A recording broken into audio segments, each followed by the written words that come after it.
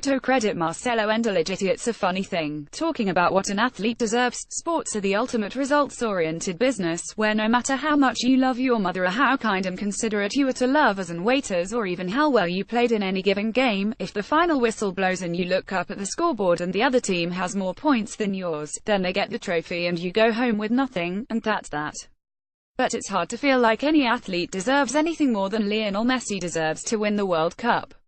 Messi is the iconic player of his generation and quite possibly of all time, his brand of sporting superiority so vivid and searing and electric in color that it can't even be classified along the traditional light spectrum. He does the hardest, coolest things in his sport way more often than anyone else, and does so with an ease and grace and artistry that makes watching his every match a beatific experience. He was the lodestar around which the greatest club team of all time was centered, has continued to shine just as bright even after the manager and players that made that team what it was have faded away, and, now at the age of 30, could very well be in the midst of his most impressive career accomplishment yet.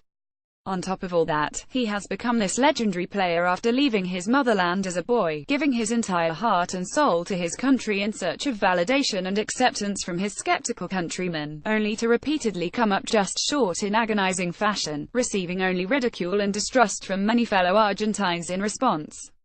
Messi is the best player, has won and earned just about every single trophy and plaudit a player could imagine, regularly plays exceptionally well for club and country, wants nothing more than to win something for his country, and lacks only one that thing, a World Cup trophy, to permanently seal his place as the greatest player to ever lace up boots.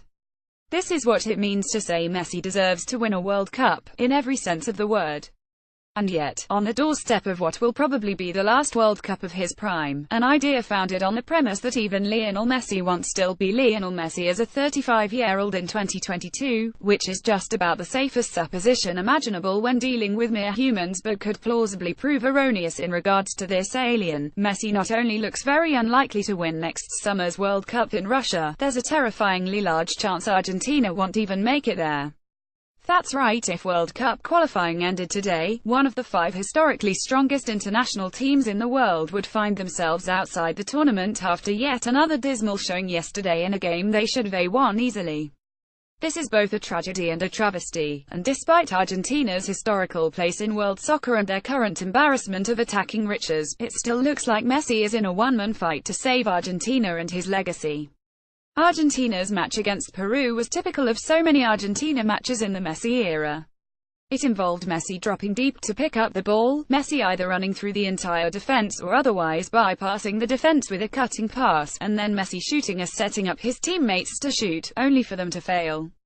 In short, Messi did practically everything, by himself. And it wasn't enough. As great as Messi is at so many things, a team that relies on Messi to do so much is bound to fail. Everything Messi does he does with an eye toward getting the ball into the net.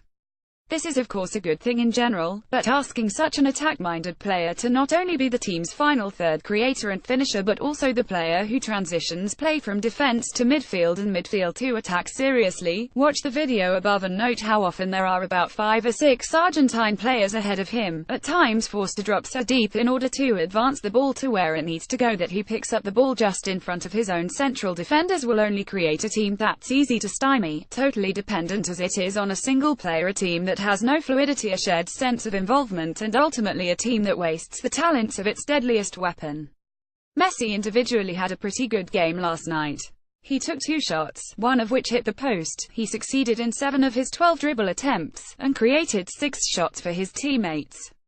But because he wasn't able to steer his shots goalward, and because he was setting up the likes of Dario Benedetto and Alejandro Gomez for those great chances. By the way, how on earth does a nation with Paulo Dybala and Gonzalo Higuain and Sergio Aguero and Mauro Icardi wind up relying on attackers like Benedetto and Gomez in a massive game like this? Argentina didn't score and had to settle for a disappointing scoreless draw.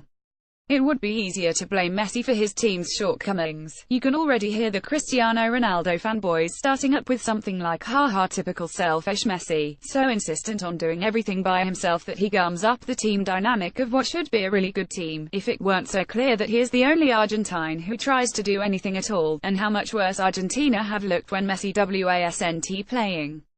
This team has tried the give it to Messi and stand around while he makes something out of nothing philosophy for years now, and while it got them to 2 consecutive Copa America finals and even to the final of the last World Cup, Messi's heroics are not so superhuman as to make it a viable strategy in the long run. As disastrous as Argentina's World Cup qualifying cycle has been, they are somehow still in a relatively decent spot. Next week Argentina will go to Ecuador to play the final game of CONMEBOL qualifying. All they have to do is beat the already eliminated Ecuadorians to keep their World Cup dream alive. A win, depending on what happens in the other matches, would see them either qualify for the World Cup automatically or at least put them into a home-and-home playoff match against New Zealand for a spot in the tournament. They should be big favourites against Ecuador and would be the same against New Zealand, though with how they've played of late, there are no guarantees. If Argentina do manage to back their way into the World Cup, it's hard to see it happening any other way than Messi dragging them to it with a stunning run and goal or two, or a pass so exquisite and defense-shattering that even his unerringly diffident strike partners couldn't fail to slam into the back of the net.